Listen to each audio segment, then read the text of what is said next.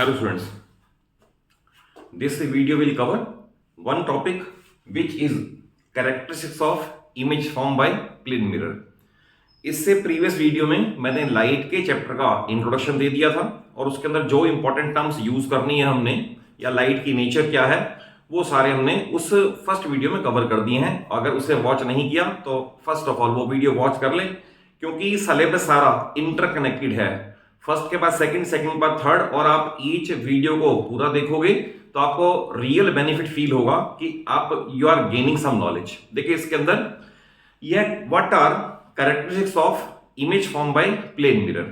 जैसे suppose let us say ये plane mirror है और आपने इसके सामने एक ऑब्जेक्ट रखा, लेट अस से ये आपने लिखा P, ये आपने ऑब्जेक्ट है ये, तो ऑब्वियसली इसका इमेज नजर आएगा, तो इसका इमेज ऐसा नजर आएगा उल्टा, it will be like this. तो इसकी जो 4 कैरेक्टरिस्टिक्स हैं वो मैं इस वीडियो में डिस्कस कर देता हूं और उसमें हर एक वर्ड का मीनिंग बड़ा स्पेसिफिक है और वैसा ही लिखोगे तो ही मार्क्स मिलेंगे, अदरवाइज रफ लिखने के मार्क्स नहीं मिलते। ठीक है, नंबर 1 पहली characteristics, number 1 image is virtual and erect. Virtual and erect. देखिए कुछ केस में वर्ड आएगा फिर रियल एंड इन्वर्टेड, जब स्फेरिकल पढ़ेंगे तो हर वर्ड का मीनिंग होना चाहिए, पता होना चाहिए। इनफैक्ट वर्चुअल मींस, वर्चुअल का मतलब झूठा, रियल मींस सच्चा, करेक्ट। इरेक्ट मींस सीधा, इन्वर्टेड मींस उल्टा। जैसे अगर कोई ऑब्जेक्ट ऐसा है, इसका इमेज भी ऐसा ही नजर आए तो ये इरेक्ट है, और ऑब्जेक्ट ऐसा है, इमेज ऐसा नजर आए, इट इज कॉल्ड इन्वर्टेड। अब इंपॉर्टेंट ये आता है what is real, what is virtual. तो अभी हम सब्सिक्वेंट वीडियोस में जब स्फेरिकल मिरर्स पढ़ेंगे कि जहां पर रिफ्लेक्टेड रेज या रिफ्रैक्टेड रेज एक्चुअल में मीट कर जाएंगे, एक्चुअल इंटरसेक्शन, रिमेंबर मैं आपको अभी वो भी बता दूंगा डिफरेंसेस क्या हैं। जहां पर रिफ्लेक्टेड रेज एक्चुअल में मीट कर जाएंगी वहां हमेशा ही रियल इमेज बनेगा और रियल इमेज हमेशा इन्वर्टेड होगा। और जहां पर रिफ्लेक्टेड रेज डाइवर्ज कर जाएं, यानी आपको लगता है इस तरह से हो गए रिफ्लेक्टेड रेज, अब इधर तो मीट कहीं कर नहीं सकती, then they will have to produce backward, पीछे की तरफ बढ़ाएं और वो कहीं मीट करती हुई नजर आ जाए, तो it is called apparent intersection. दोनों वर्ड बड़े स्पेसिफिक हैं, actual intersection and apparent intersection. तो एक्चुअल इंटरसेक्शन में रियल बनेगा, रियल हमेशा इन्वर्टेड होगा, और एपेरेंट इंटरसेक्शन में जो हमने डेलिबरेटली डॉटेड करके पीछे बढ़ाया उसमें वर्चुअल होगा और वर्चुअल हमेशा इरेक्ट होगा। तो देखिए इसके अंदर प्लेन मिरर में अगर हम अपना फेस देखते हैं, हमें अपना फेस अपसाइड डाउन नजर नहीं आता, तो दैट इज वर्चुअल है और इरेक्ट है। वर्चुअल तो भी रे डायग्राम से क्लियर हो जाएगा, बट इरेक्ट का मीनिंग क्लियर हो गया। नंबर 2 है image is as far behind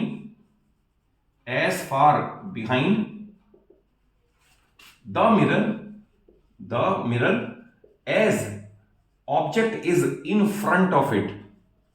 object is in front of it, that is, इसका मीनिंग है अगर यहां से ऑब्जेक्ट 1 मीटर अवे है तो इमेज भी 1 मीटर अवे होगी, और अगर सपोज ऑब्जेक्ट की डिस्टेंस मिरर से बढ़ा दो तो बिहाइंड द मिरर इमेज भी उतनी ही पीछे चली जाएगी।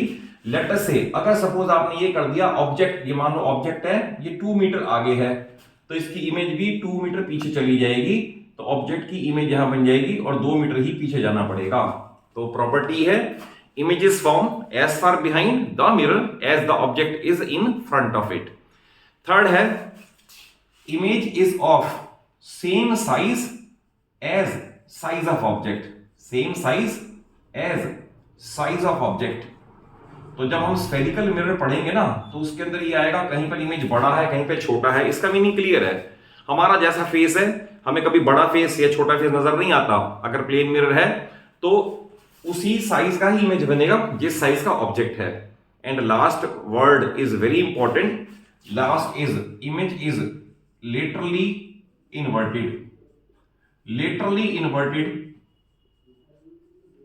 तो इसमें एक वर्ड आता है वर्ड लेटरल इन्वर्जन, तो इसका मीनिंग बता देता हूं, और इसके ऊपर ना मैंने अपने चैनल पे शॉर्ट्स भी डाल रखे हैं। अगर आप उन शॉर्ट्स को देखोगे, हर शॉर्ट में बड़ी यूजफुल इंफॉर्मेशन है, चाहे वो 9th का हो या 10th का हो, फिजिक्स हो, केमिस्ट्री हो या मैथ्स हो, तो सारे शॉर्ट्स वेरी वेरी यूजफुल हैं, तो आप उन्हें भी वॉच कर लें।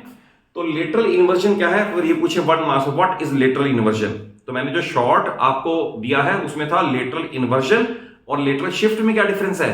बहुत स्टूडेंट गलती करके आते हैं, तो आप उस शॉर्ट को व्यू करें तो उसके अंदर मैंने बता रखा है दोनों में क्या डिफरेंस है। For the timing lateral inversion, तो lateral inversion is the property due to which left and right interchange, that is जो आदमी इस तरह से है उसकी इमेज भी सामने वैसे ही बननी है, तो दैट इज लेफ्ट और राइट इंटरचेंज हो जाएंगे। तो अगर सपोज P ऐसा है तो सामने ऐसा नजर आएगा, तो लेटरल इन्वर्जन मींस लेफ्ट और राइट का इंटरचेंज हो जाना, तो लेटरल इन्वर्जन भी पूछ सकते हैं और लेटरली इन्वर्टेड फिगर इसकी एक प्रॉपर्टी में भी आ जाता है, ठीक है। और इन 4 प्रॉपर्टीज के अलावा एक इस टॉपिक में और कवर कर देता हूं, वो बड़ा इंपॉर्टेंट है, वो ये है what happens to light when it falls on a substance. बड़ा इंपॉर्टेंट है, ये भी क्वेश्चन एग्जाम में पूछा हुआ, बड़ी बार बोर्ड में आ जाता है कि what happens to light when it falls on a surface. तो देखें लाइट की 3 प्रॉपर्टी आपके सिलेबस में, अदरवाइज इंटरफेरेंस, पोलराइजेशन, डिफ्रैक्शन, ये भी लाइट की प्रॉपर्टीज हैं, बट ये हायर क्लास में आएंगी। आपको सिर्फ 3 का पता होना चाहिए, और 3 में भी डिटेल तो सिर्फ 2 की ही है। Number 1 reflection, number 2 refraction, number 3 absorption. तो 3 है, नंबर 1 रिफ्लेक्शन, नंबर 2 रिफ्रैक्शन, मैं हर वर्ड का मीनिंग बता देता हूं, एंड एब्जॉर्प्शन। तो देखिए अगर लाइट कहीं फॉल करेगी, या तो अगर वो शाइनिंग सरफेस है तो, या तो वो टकराकर वापस उसी मीडियम में आ जाएगी। आप ये समझ लें, अगर ये इधर मीडियम एयर है, ये मिरर है, तो एयर में ही थी लाइट, स्ट्राइक करने के बाद एयर में ही वापस आ गई, law of incidence, angle of incidence और एंगल ऑफ रिफ्लेक्शन बना के।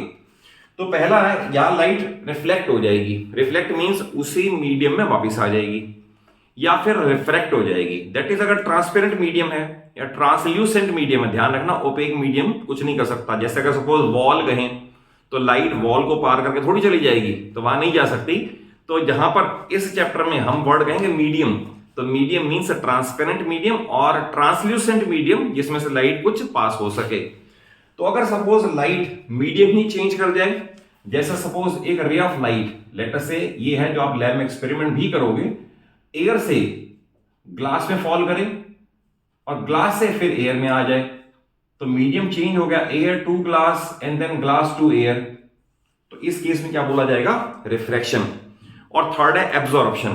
तो लाइट की ये भी प्रॉपर्टी है कि अगर सपोज सरफेस डार्क कलर का है या ब्लैक कलर का है, तो ब्लैक कलर या dark colour they are good absorber of light, वो लाइट को एब्जॉर्ब भी कर लेते हैं। तो लाइट का ये भी पॉसिबिलिटी है, ना तो रिफ्लेक्ट हो, ना रिफ्रैक्ट हो, और एब्जॉर्ब भी हो जाए।